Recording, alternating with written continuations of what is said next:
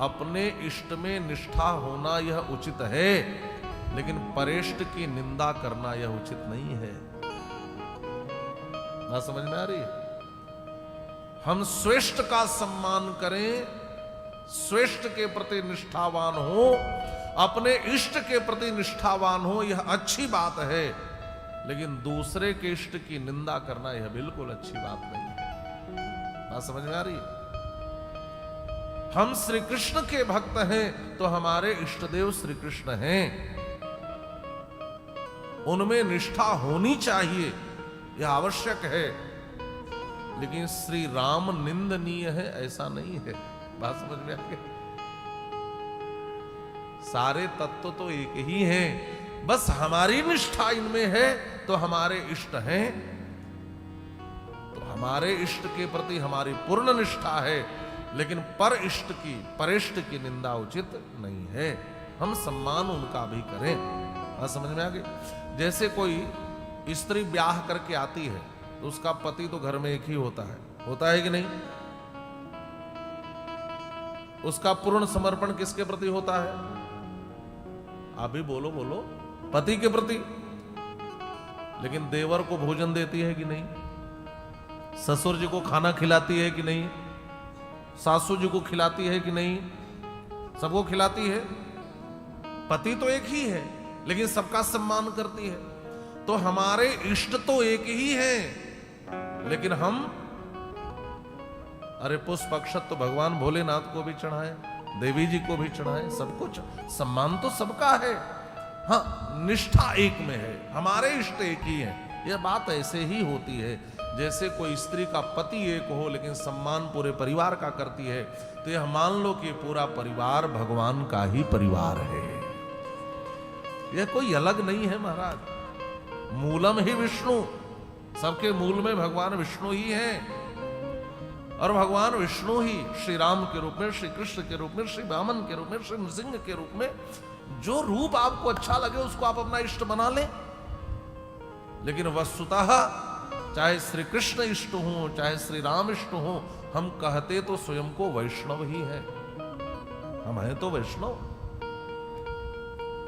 तो महामतिम का तात्पर्य है वक्ता ऐसा हो जिसकी मति महान हो, विशाल बुद्धि वाला।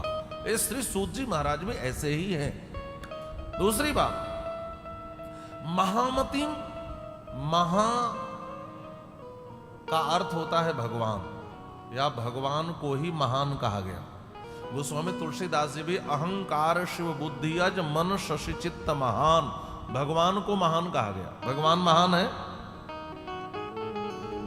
महामति का अर्थ क्या हो गया? जिसकी मति भगवान में लगी हो, ऐसा वक्ता होना चाहिए।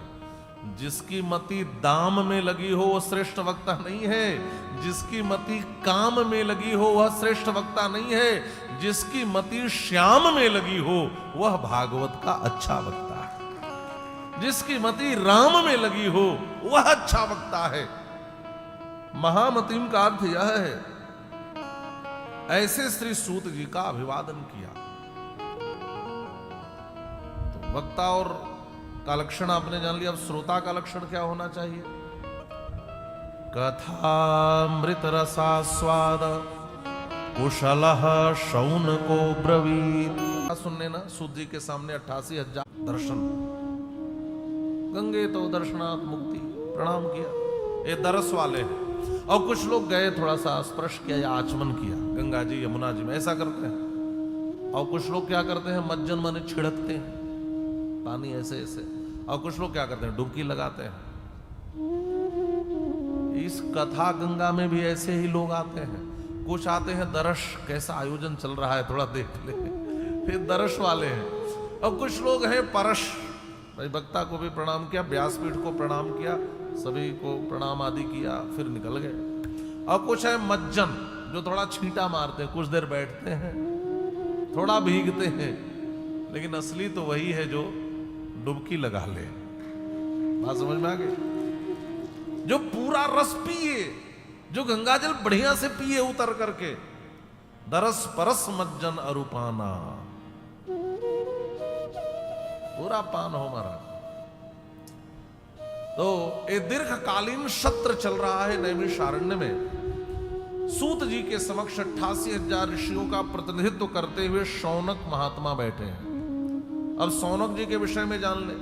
शौनक जी बूढ़े हैं, वृद्धा कुलपति, और एक कुलपति हैं किसके का, उस टाइम में एक ओपन यूनिवर्सिटी ओपन यूनिवर्सिटी आप समझते हैं ना, हाँ, जहां कोई बाउंडेशन ना हो, एक चलता फिरता विश्वविद्यालय था जिसमें 88,000 महात्मा चलते थे, और उसके जो चांसलर थे, उसके जो कुलपति थे, उनका नाम है शौनक।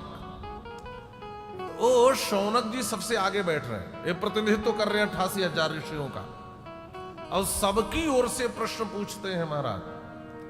और ये दीर्घकालीन सत्र है, ये केवल सत्संग नहीं है। सत्संग तो क्षण मात्र का भी आपके जीवन को परिवर्तित कर देता है। ये सत्संग है लेकिन दीर्घकालीन का। क्यों? क्योंकि आने वाले पीढ़ियों के मन में तमाम प्रश्न शास्त्रों को लेकर, भगवान को लेकर, जगत को लेकर, दुनिया को लेकर, जीवन दर्शन को लेकर उठते रहेंगे। तो ये ऐसा सत्र चलाया है इन ऋषियों ने कि जितने भी प्रश्न हो सकते हैं हम सब पूछ लें और सबका उत्तर पालें, और इन उत्तरों का संकलन, इन समाधानों का संकलन हो जाएगा तो आने वाली पीढ़ियों के लिए सब कुछ जानना सबसे सरल और आसान होगा महाराज।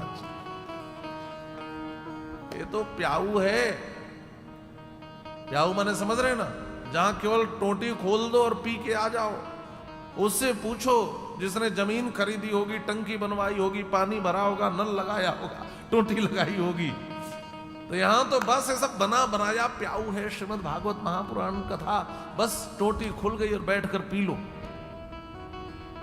जितने भी आपके मन में प्रश्न हो सकते हैं वो सब इसमें उठा करके सबका समाधान है। यदि रस लेना है, असली स्वाद लेना है, परमात्मा रस लेना है, उस भगवान का स्वाद क्या है, भगवान का विज्ञान क्या है, सब कुछ समझना है तो आ जाओ श्रीमद् भागवत महापुराण के प्याऊ पे। और टोटी खुल गई है गौशाला में, बस कानों को सजग करके बैठ जाओ आनंद से और स्वाद लेते रहो, पीते रहो। बोलिए बाल कृष्ण लाल की। सौनकादि ऋषि, सौनक जी ने प्रश्न पूछा। सौनक उवाच अज्ञानध्वांत विध्वंस कोटि सूर्य समप्रभ सूताख्या हि कथा सारम मम कर्ण रसायनम। अज्ञान के अंधकार को दूर करने में हे सूत जी आप करोड़ों सूर्य के समान हो। जो कमरे का अंधकार दूर कर दे वह महत्वपूर्ण हमारे लिए होता है, और जो अज्ञान के अंधकार को ही दूर कर दे वो कितना महत्वपूर्ण होगा हमारा। सूत जी आप असाधारण हो। अब हमारा निवेदन यह है, सूताख्या ही कथा सारम, आप हमें कथाओं का सार। अभी उस रावण ने जोर जबरदस्ती नहीं की, लेकिन आज के रावण तो इतने खतरनाक हैं महाराज। उस समय एक रावण था, यहां तो हर घर में है रावण बैठा। इतने राम कहां से लाऊं? इस कलयुग में तो हम असुर। महाराज वह साधन बताओ जो श्रेयों में परम श्रेय हो, पवित्रों में परम पवित्र तो हो ही, लेकिन हमेशा हमेशा के लिए श्री कृष्ण की प्राप्ति करा दे। देखिए महत्वपूर्ण है। जब तक कथा में बैठे हैं तब तक कृष्ण रस का हम स्वाद ले रहे हैं, लेकिन कथा से बाहर गए तो भूल गए।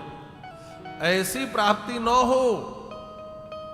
सस्वत माने हमेशा हमेशा के लिए कृष्ण को प्राप्त करा दे। आप ऐसे साधन हमें बताएं।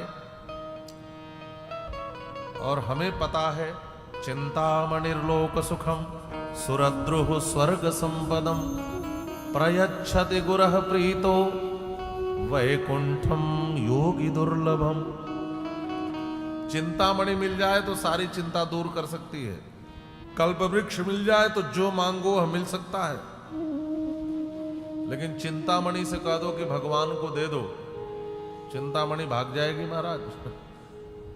आप कल्प वृक्ष के नीचे जो भी कल्पना करो मिल जाए, लेकिन कल्प वृक्ष से भी कहो कि भगवान को दे दो, तो कल्प वृक्ष भगवान को नहीं दे सकता। श्री कृष्ण को कौन दे सकता है, भगवान को कौन दे सकता है? आप जैसे महात्मा, आप जैसा सद्गुरु यदि कृपा कर दे, तो जो बड़े बड़े योगियों के लिए दुर्लभ है, वैकुंठ माने होता है भगवान।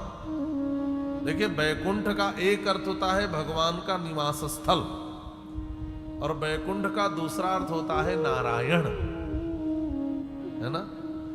अजामिलोपाख्यान में भी वैकुंठ नाम ग्रहणम अशेषागहरम विदुः, वैकुंठ माने भगवान का नाम ग्रहण करना। तो प्रयच्छति गुरः प्रीतो वैकुंठम योगी दुर्लभम, आप जैसा सद्गुरु मिल जाए तो जो चिंतामणि से नहीं प्राप्त हो सकता, जो कल्पवृक्ष से प्राप्त नहीं हो सकता, वह आप जैसे सद्गुरु से प्राप्त हो सकता है।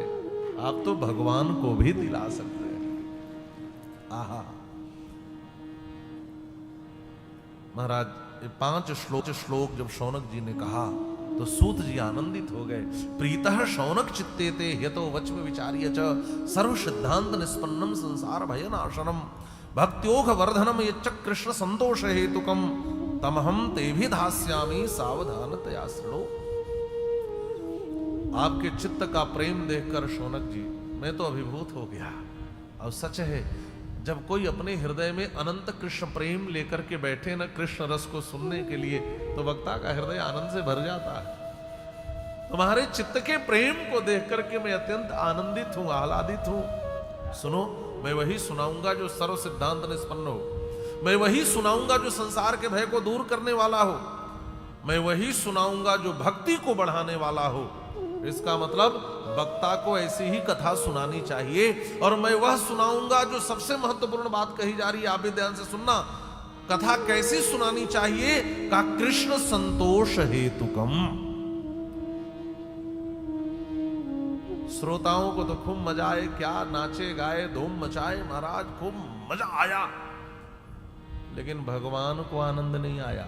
एक बात कहूं, कथा केवल श्रोताओं के लिए नहीं होती, कथा तो ठाकुर जी के उल्लास आनंद के लिए भी होती है। यहां का वाक्य इस बात में प्रमाण है कि कथा कृष्ण संतोष में हेतु है।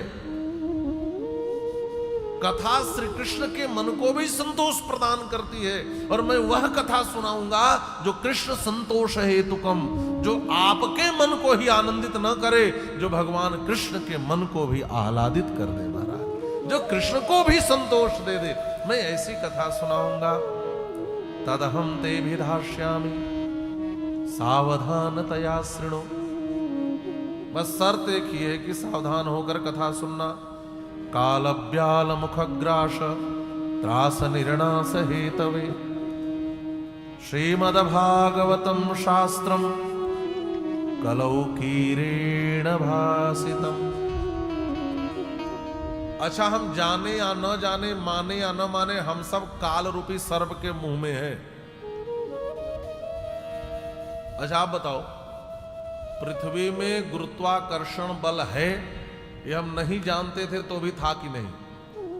न्यूटन की थ्योरी आने से पहले भी था, है ना, कि ग्रेविटी, गुरुत्वाकर्षण, और हम जान रहे हैं तब भी है, और जानना छोड़ देंगे तब भी रहेगा। हम ईश्वर की सत्ता को माने या न माने वो तो है ही, जान रहे हैं तो अपने ज्ञान का विस्तार कर रहे हैं, जानना छोड़ देंगे तब भी रहेगा। वो हमारे मानने न जानने का मोहताज नहीं है। वैसे एक तीसरी बात भी समझ लो, हम सब काल रूपी सर्प के मुंह के ग्रास हैं, मानो चाहे न मानो। लेकिन आप तो देख ही रहे, झुर्रियां धीरे धीरे बढ़ती जाएंगी। ये सब काल हमें ग्रस रहा है महाराज, रोज धीरे धीरे धीरे धीरे ग्रस रहा है, ये अजगर खींच रहा है अपने भीतर। बस आखिरी निवाला बनाना बाकी है, हम हो जाएंगे, हम सब उसके मुंह में हैं। तो महाराज ये भागवत की कथा क्या करेगी? हमें उससे बचा लेगी? मृत्यु से बचा लेगी। ध्यान से सुनना, भागवत की कथा मृत्यु से बचाने के लिए नहीं है। ये नहीं लिखा कि मृत्यु से बचाएगी। जिसका जन्म हुआ है उसकी मृत्यु अवश्यम भावी है, अवश्यम भावी है। ध्यान से सुनना, जन्म किसका हुआ है? शरीर का हुआ है, आत्मा का जन्म नहीं होता। तो मृत्यु किसकी होगी? शरीर की होगी, आत्मा की मृत्यु नहीं होगी। तो शरीर आप बचा नहीं पाओगे, इसकी मौत तो होनी ही होनी है, क्योंकि इसका जन्म हुआ है। तो भागवत की कथा क्या करेगी? का भागवत की कथा का काम क्या है? का यह जो मरने का भय है ना, उस भय का नाश कर देगी। काल ब्याल मुख ग्रास त्रास निर्णास हेतवे, हम काल के मुख के ग्रास बनेंगे। यह जो त्रास है इसके निर्नाश में भागवत की कथा हेतु है। मृत्यु भय में नाश, मृत्यु भय का नाश करने वाली कथा है, मृत्यु का नाश करने वाली नहीं है। ध्यान से सुनना, मृत्यु तो आनी ही आनी है।